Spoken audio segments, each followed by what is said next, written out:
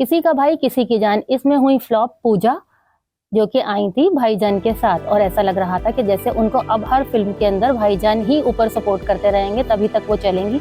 लेकिन अभी पूजा ने रिसेंटली एक मूवी की जिससे उन्होंने ये साबित किया कि उन्हें काम भी आता है और वो भाईजान के बगैर भी काम कर सकती हैं। तो आप सबको सबसे पहले तो बहुत बहुत ईद मुबारक हो। मैं हूँ शाफिया खान, आपके साथ हिट एंड फ्लॉप की एक नई एपिसोड के साथ। रेट्रो मूवी देख के मुझे ऐसा लगा जैसे इन्होंने दिए हमें ये ईद से पहले की ईदी, क्योंकि पूजा ने उसके अंदर बड़ा जबरदस्त काम किया और वो हमें थोड़ा ईदी ईदी सा महसूस हुआ, क्योंकि यह है बकरा ईद और इस बकरा ईद पे हमारे यहाँ ईदी मिलने का शेर खुरमे वाला कॉन्सेप्ट जरा कम होता है, कुर्बानी ज्यादा होती है। पूजा के बारे में बात कर रहे थे, उन्होंने दी है कुर्बानी इस ईद पर अपने मेकअप की, ग्लैमर की और बहुत सारी ऐसी चीजों की जिस सहारे के बगैर हमारे यहाँ बॉलीवुड एक्ट्रेस बिल्कुल नहीं चल पाती, या वो सोच ही नहीं सकती कि वो करेंगी उस पर काम। इसके अंदर उनके साथ थे सूर्या। सूर्या किसी तारुफ के मोहताज नहीं है। सूर्या की अपनी एक्टिंग का भी जो बड़ा स्किल्स है, वो उनका जो अपना एक्टिंग का एक ऑरा है वो भी बहुत बड़ा है। लेकिन पूजा उनसे किसी भी तौर पे कम नहीं लगी। जिस तरह वो किसी का भाई किसी की जान में ऐसा लगता था ना कि शो पीस की तरह से आ गई हैं और उनको बस जी पैम्पर करके रखा जा रहा है, बस किसी तरह से वो भाईजान के पीछे पीछे भागती रहेंगी, ऐसा बिल्कुल नहीं था।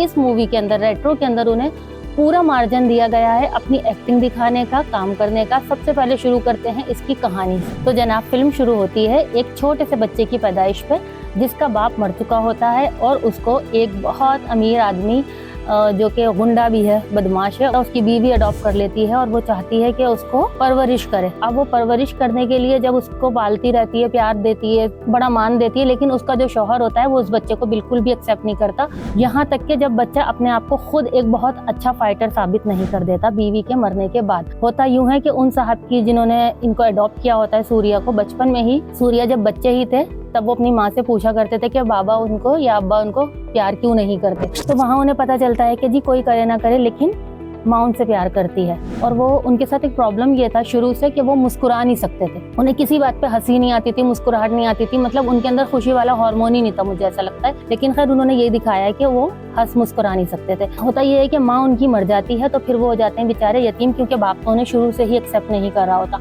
फिर एक दिन रेल के अंदर जाते हुए हमला हो रहा होता है किसी पे बाप पर, तो उनका जो बेटा होता है यानी कि बच्चा होता है, बचपन में ही फिर वो उनको बचाता है, फाइटिंग करता है। तब वो बंदा देखता है कि अरे वाह भाई, ये तो मेरा बेटे की तरह हो सकता है, क्योंकि वो उसके स्किल्स देख लेता है। तो फिर वो उसको अपना बेटा बना लेता है और कहता है कि नहीं नहीं, तुम तो हो ही मेरे बेटे, मैं तुम्हारा बाप हूँ। फिर वो उसको अच्छी तरबियत देता है, पालता है और उसको बनाता है अपनी ही तरह का गुंडा। और इस दौरान में बचपन में ही जब उसकी माँ मर जाती है तब उसको एक लड़की और भी मिली होती है, उसका नाम होता है फिल्म में जो कुछ भी, लेकिन असल में उसका नाम ना पूजा है। बचपन में वो अपनी माँ से अक्सर पूछा करता है कि उसका बाप मोहब्बत क्यों नहीं करता। तो वो उसको माँ बताती है कि कोई करे ना करे लेकिन मैं तुमसे बहुत प्यार करती हूँ। उसकी माँ उसे बोलती है कि तुम हंसा करो, हंसते हुए प्यारे लगोगे।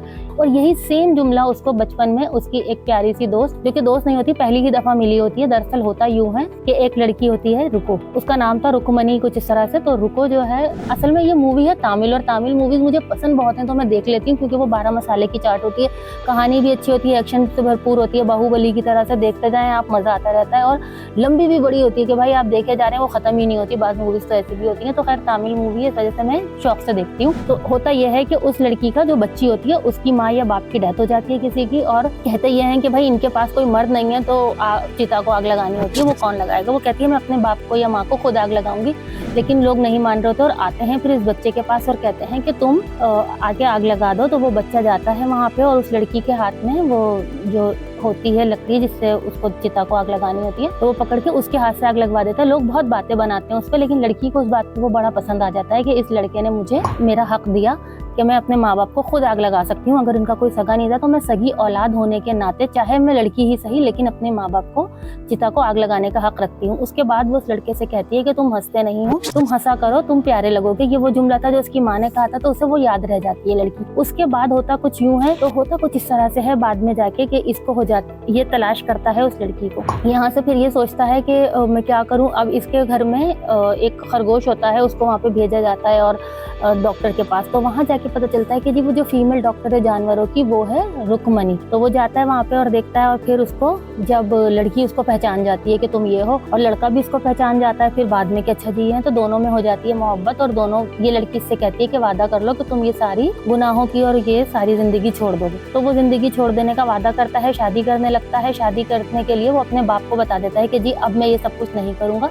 लेकिन बाप उससे कहता है कि सब कुछ तुम्हारे सही बात, तुम छोड़ दो, लेकिन तुमने एक जो कंसाइनमेंट रोका था और एक कोई चीज थी सोने की, गोल्ड फिश के नाम से करते हैं कि जी ये तुमने कुछ चोरी किया, कहीं पे तुमने जाया करवा दिया, वो तुम हमें लेने दो एक दफा, चाहे उससे कंट्री का कितना भी नुकसान हो या जो भी लोगों के लिए परेशानी आए आवाम के लिए, तो हम तुम्हें, फिर तुम चले जाना। लेकिन वो नहीं मानता इस बात पे और वो शादी करता है। शादी में और वो कह देता है कि ना बाप को तुम्हें आना है, ना तुम्हारे किसी दोस्तों को भी मत लाना है या जानने वालों को। मगर वो शादी में लेकर आ जाता है, उसके साथ मारपीट करता है, और आखिर में जब वो नहीं मानता उनको देने के लिए जो वो चाहते हैं, तो वो लड़की को मारने के लिए उसका बाप उठा लेता है एक बुख्चा कहते हैं, पता नहीं क्या, वो तलवार टाइप की होती है, तलवार तो नहीं होती है लेकिन छुरा टाइप का होता है, बड़ा सा होता है वो कुछ, अब वो तामिल में पता नहीं उसको क्या कहते होंगे। तो वो उठा लेता है और जैसे उसको मारने लगता है उसी वक्त बेटा जो है वो लेके और अपने बाप का हाथ काट देता है और बाप गिर जाता है नीचे। और उसके बाद वो दुल्हन लेके वहां से जाने का करता है, मगर दुल्हन बोलती है कि तुमने तो वादा ही इस तरह का किया था। तो दुल्हन इसे छोड़ के, शादी हो चुकी है और दुल्हन उसे छोड़ के चली जाती है। उसके बाद फिर इसको इन सबको मारने पीटने के जुर्म में, हाथ काटने पे और सब कुछ होने पे इसको हो जाती है जेल। अब ये जेल चला जाता है, वहाँ पे इसको